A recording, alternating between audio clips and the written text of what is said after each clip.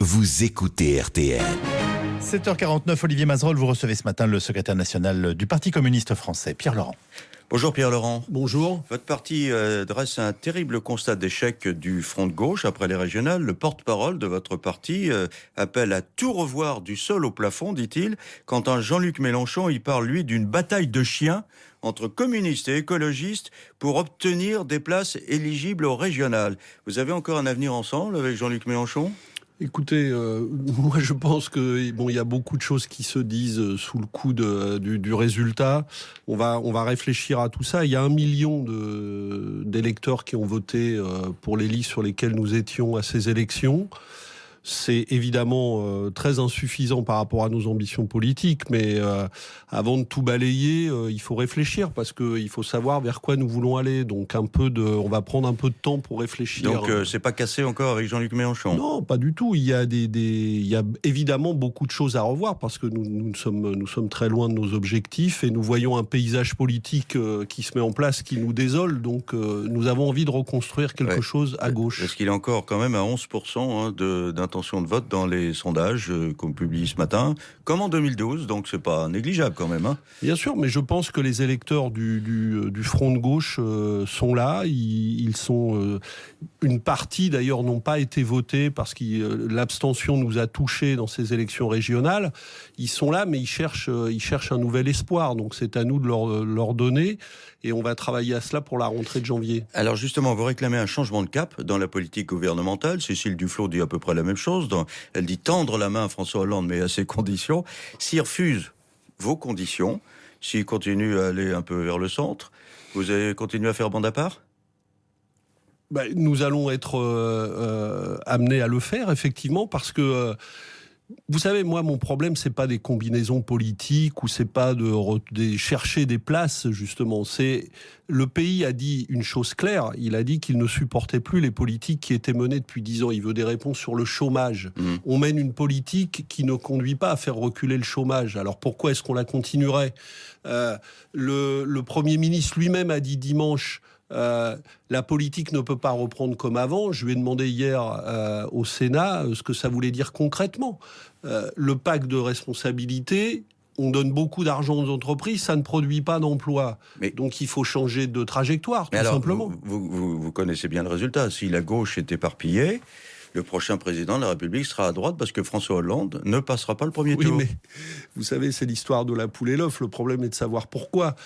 Or, pourquoi la gauche est éparpillée ? Parce que la politique qui est conduite par Manuel Valls n'est pas une politique qui peut rassembler la gauche. Donc c'est moins catastrophique. Qui est attendue. Ça serait moins catastrophique d'avoir un président de droite plutôt qu'un président de gauche qui n'est pas suffisamment à gauche. C'est sûrement pas ce que je dis. Je dis même le contraire. D'ailleurs, aux élections régionales, je n'ai pas souhaité, puisque je me suis rassemblé à gauche, je n'ai pas souhaité la victoire de Valérie Pécresse.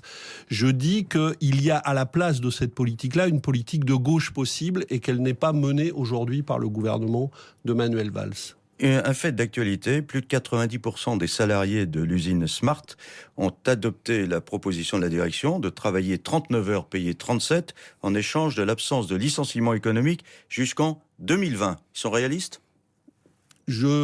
Écoutez, vous savez, quand les gens sont soumis au chantage à l'emploi et qu'il y a 5 millions de chômeurs, il y a des gens qui sont prêts à accepter des sacrifices.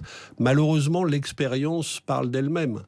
Dans la plupart des entreprises où on a fait ce type de chantage qui ont été acceptés par les salariés, on a eu quelques années plus tard des licenciements malgré les promesses patronales.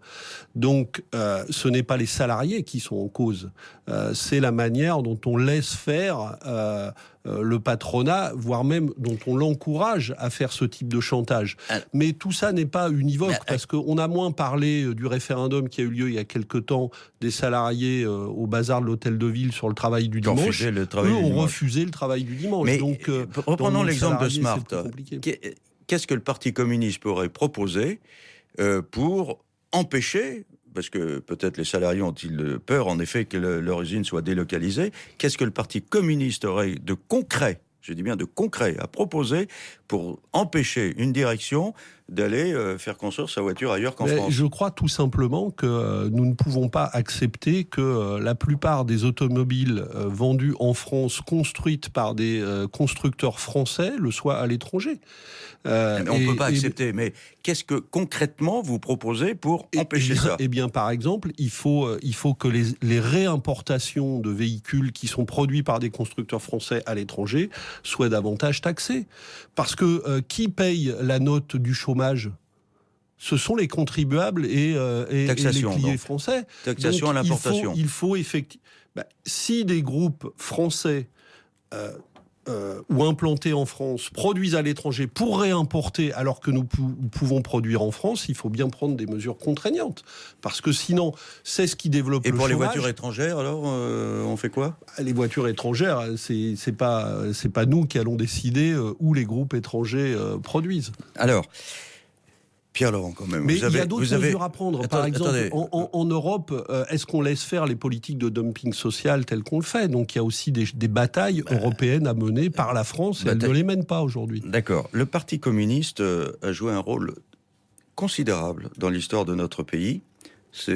Qu'on ait approuvé ou pas ses prises de position. Il a joué un rôle considérable, un rôle éminent pendant la résistance, dans la résistance pendant la guerre.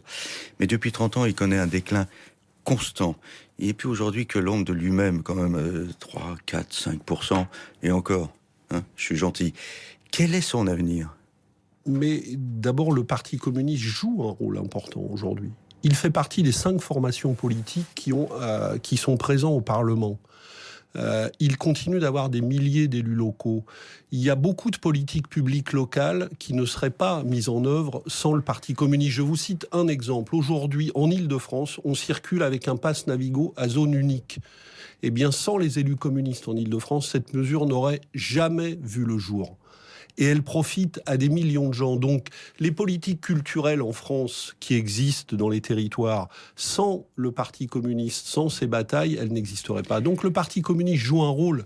Il joue un rôle moins important aujourd'hui qu'il n'a joué à une certaine époque. Et quand même, mais il joue un rôle important. Mais quand même, les grands bastions ouvriers, Renault-Billancourt, les aciéries, oui, qui faisaient votre force, n'existent plus. Voilà. Et vous voyez que beaucoup d'ouvriers vont voter Front National. Vous vous dites pas... il faut passer à autre chose. Oui, mais nous appartenons à l'histoire avec un grand H, mais c'est fini. Non, je ne crois pas parce que, évidemment, il y a beaucoup de gens qui ont expliqué pendant des années que le monde industriel n'avait aucun avenir. Moi, je pense le contraire. Ça ne sera pas le même monde industriel. Il sera différent au XXIe siècle. Et il a commencé à être différent, mais il va exister. Et notre implantation dans ce monde ouvrier ne sera pas la même et nous avons probablement à la reconstruire, c'est évident. Mais moi, je crois à l'avenir des idées de partage que nous défendons dans le XXIe siècle et nous allons continuer à travailler en ce sens. Merci Pierre-Laurent. En ce sens.